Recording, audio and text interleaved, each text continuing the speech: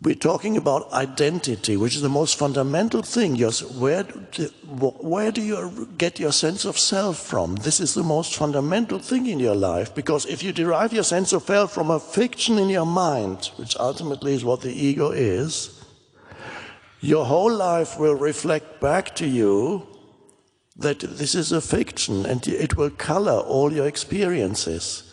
It will create a neediness, it will create all kinds of emotions that are completely unnecessary, that are manufactured by your mind, and the identity in the mind that we call the ego. Almost like a little entity that doesn't want to go away. It wants to, I want to suffer a bit more, I need my enemies, I need to complain. What can I complain about now? Well, why does he talk so much? He's been going on talking for so long, I can't stand it anymore. Yeah.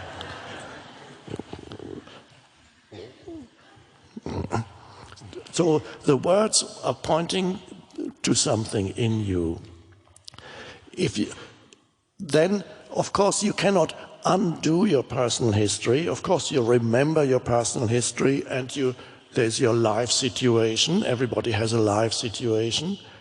You have relationships, you have a work situation probably, or you have lost your job, then you don't have a work situation, but it's similar. You have a living situation, you have a health situation, you have a relationship situation, a huge source of suffering, and occasional happiness. Those things make up your life. You have those situations. But is that all there is to who you are? So you need to be free. You awaken to who you are beyond your history and your life situation. The essence, your essential being, is the aliveness of presence consciousness. And you can only get that in the gap between two thoughts. This is why stillness is an important pointer to it. Stillness does not mean you fall asleep. It could mean you fall asleep, because humans, the habitual level where humans exist is thinking. Then the only time when you're free of thinking is when you fall asleep, if you haven't awakened yet. When you move towards sleep, thinking gradually slows down. When you get very sleepy, there's very little thought going on in your head, and you go. And you might even like that, because suddenly you can't remember what your problems are anymore.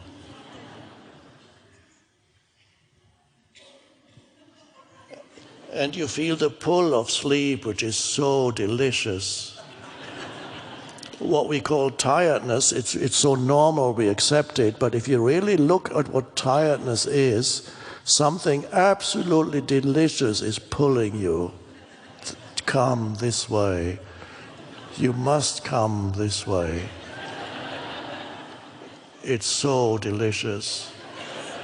And at some point, even if you try not to go there, the attraction of that place becomes so overwhelming that you have to go there. And in the last moment when you still have some consciousness, you feel, even if you were out in the cold and know if I fall asleep I'm going to die, in the last moment you would still feel the deliciousness of going, the rest wouldn't matter anymore. You're moving towards the source, you're moving to regenerate, you're moving, but you don't know it anymore. You're moving below thought towards sleep. Another way of moving below thought is having a few drinks. And that can free you. For some people it frees them of their unhappiness, and they become jolly. Suddenly they can enjoy life, because they're not thinking much anymore. They're just... It's a way of being present too, in some way. And then you think, I need another one, because if I feel jolly now, I'll feel even more jolly with the next one. But that's not the case, because the more you drink, the more you move towards unconsciousness. So you're falling again, you're falling below thought, until finally you fall off the chair. So we are not going there, below thought. Yes, that can free you also, but as we awaken spiritually, as consciousness awakens in us, universal consciousness awakens in us, we become conscious of being conscious. And the moment you are conscious of being conscious, you have risen above thought, and you have transcended thought, which means you're able to think, but you're no longer trapped by it or in it. You're no longer at the mercy of your thoughts. You can use them, they can still operate, but you can also, by choice, and this possibility is coming to many of you already, and to many more of you, I would say after this evening, to realize it is possible for you and even desirable in many, many instances to transcend thought and simply be aware. That is, by the way, that is the entire teaching of Zen is contained in this. Zen teaches you that you can rise above thought, become free of thought, and just be aware. This is why the Zen master often looks so fierce, because he's in that fierce awareness, and he goes in the old drawings of Zen masters.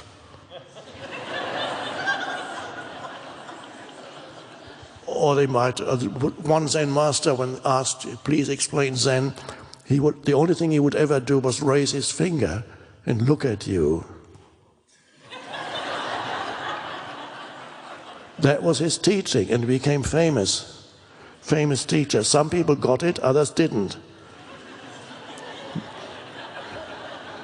If they didn't get it, they said, please explain Zen to me, and he would go.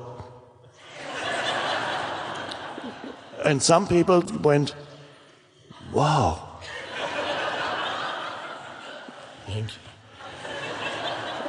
And others didn't get it. They said, did you hear my question?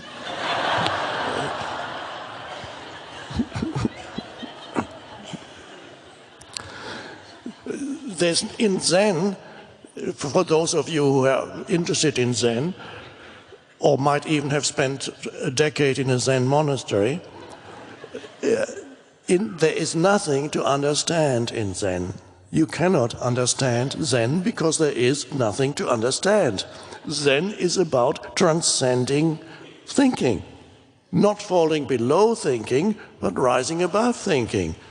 This is why that is Zen. Shh. Oh. Now many of you, especially after this evening, will discover in yourself the ability to step beyond thought when you don't want thought. Not perhaps always. Sometimes the challenges may be too much and you fall back into thought for a while. It's fine.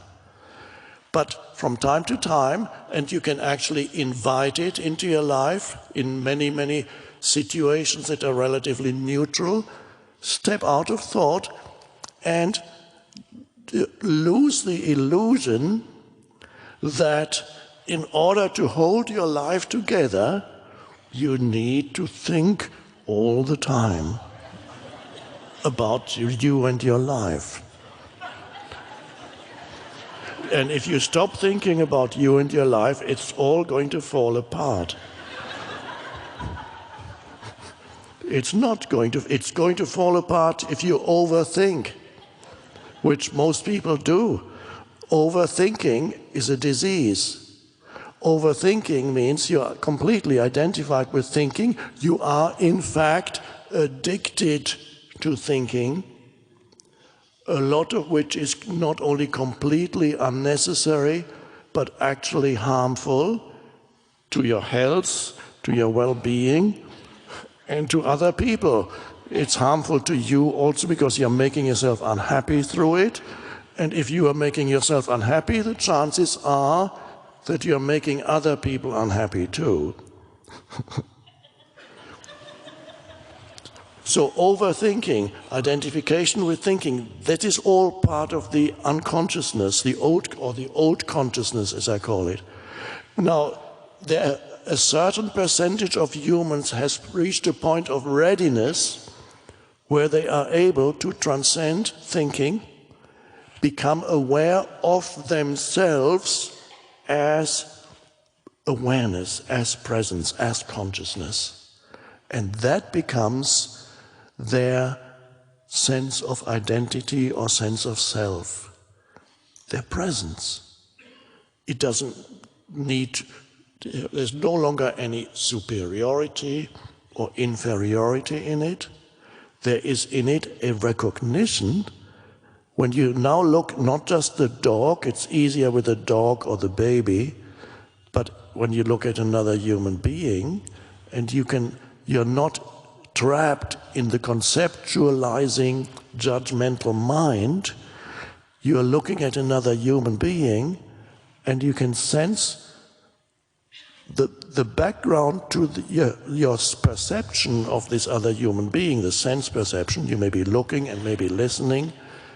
The background to your sense perception is the space of awareness. You're looking as a conscious presence and not as a person, at this human being, because for a moment your mind is still while you're looking and listening, or just looking at into the eyes of another human being. You either somebody close to you or somebody you only meet casually in a shop or whatever, but for a moment you're looking. And there is a recognition at that moment. When you know yourself as consciousness, the wonderful thing is you recognize that essence in every other human being or any other living thing. And that recognition, you recognize that there is something of the same essence that is in you also in the other.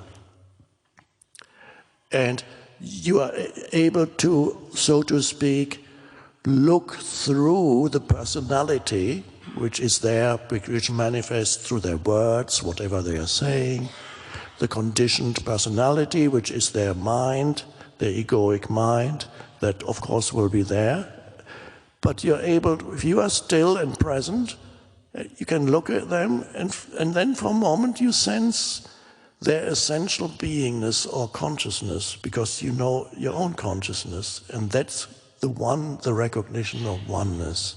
And it is only there, out of that state of consciousness, that which frees you from eternal conflict with other humans, which is ego condemns you to, it is only that can free you from the eternal conflict, and out of that emanates that which makes you truly human, or more than human almost, empathy, a loving kindness towards another arises.